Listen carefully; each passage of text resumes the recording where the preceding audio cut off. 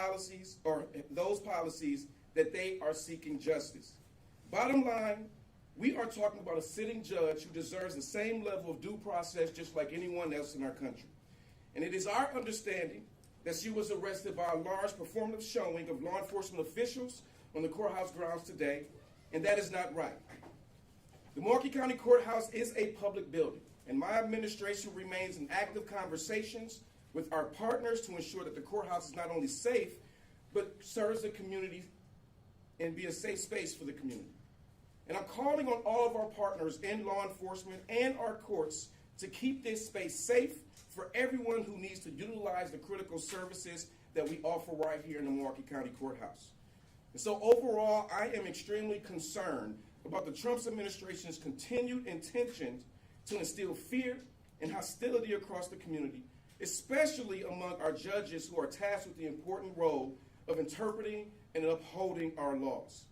The example being made of Judge Dugan's case speaks directly to the concerns being raised about targeting individuals throughout our judicial systems across our country. At a judicial conference last month, over 50 judges expressed concerns about rising threats against judges and the potential removal of their security by the Trump administration. We have an obligation to administer our courts in a safe, efficient manner that delivers due process for everyone. The Trump administration's actions are clearly preventing us from doing so, that by intimidating judges and eroding the public faith in our judicial system. My office will continue to seek legal clarity as this alarming situation evolves, but today we are asking questions and seeking answers. And I'm happy to try and answer yours as well, but as you know, many of the facts and details of this case will become public in the days and weeks ahead. And so before I take questions, we all need to understand that our democracy sits on a three-legged stool. That is our executive, legislative, and judicial branches. And when we erode one of those legs from that three-legged stool, that means our democracy falls. So we have to make sure that we continue to protect ourselves, protect our democracy, and fight for our community, particularly as it relates to due process. And so I'll take any questions. Executive Crowley, over the last several weeks, we've had several instances at the Milwaukee courthouse where federal agents have shown up and arrested what they call illegal immigrants. Now we're seeing the arrest of a circuit court judge. What was your initial reaction to hearing this news this morning? Well, hearing the news, I was surprised. When we talk about our judges who are here to uphold the law, it's really about making sure we give people that due process. And so first and foremost, I seen the tweet from Director Patel before I heard anything about the charges, which was very concerning. But at the end of the day, folks need to realize that our county courthouse, all of our public hallways are public. This is a public entity. And so when it comes down to the courtrooms themselves, that is up to what the judges are going to do. And so we, again, are going to continue to work with the Sheriff's Office, our Chief Judge, to figure out how we continue to move forward. But at the end of the day, we need this to be a safe space. And even if you are an undocumented immigrant, we need you to be able to understand that this is a safe space for us. They may be a witness in a crime. They may be a victim in a crime. And if they're a witness, for example, we need them to be able to come into this building and feel safe, to be able to talk, to actually be a witness. And so it does concern me. It absolutely concerns me. David, we're trying to get where this happened and how it happened, where in the building did this happen?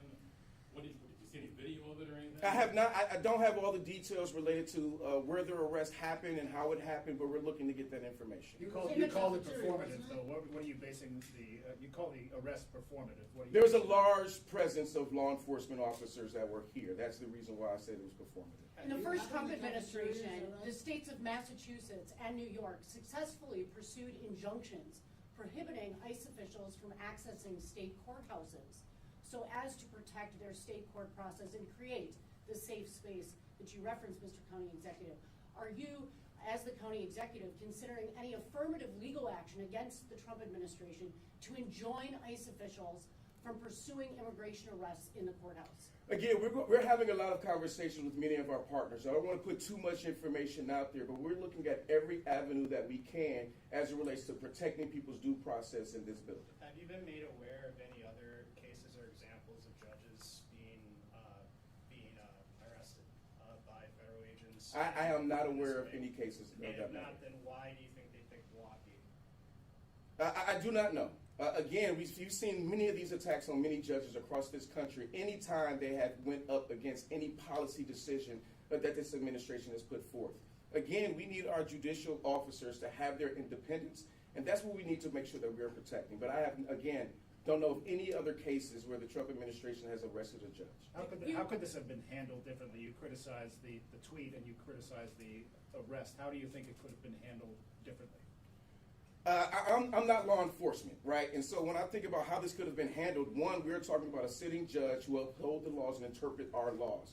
But for her, for example, to come to the courthouse and be arrested, why didn't this happen at her home? There are a lot of questions that we have as well, and we're looking to get some answers. The criminal complaint states that Judge Dugan took federal agents into Chief Ashley's office, left them there, went into a separate room, went back and got the person who was supposed to be allegedly undocumented, escorted that person out of the courthouse, and then that person got away. Eventually he was arrested. But what is your reaction to learning that that is how federal agents are describing what happened that day and are alleging that that's why she's being charged today?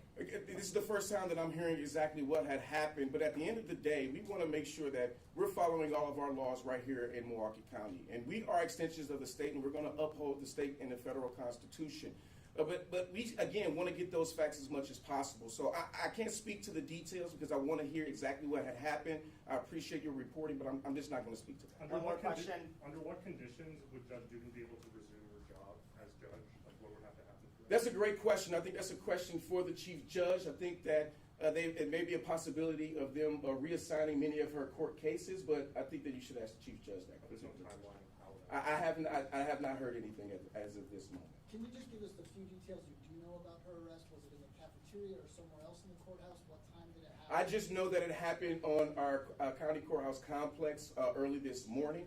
Those are pretty much the only details that I have at this. Inside or outside, do you know? I don't know as of right now.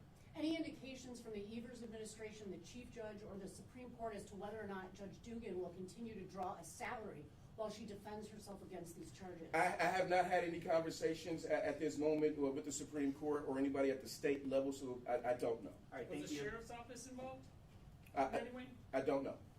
We're still getting as many questions answered as possible at this moment. So thank you for this opportunity. Thank you. Thank you.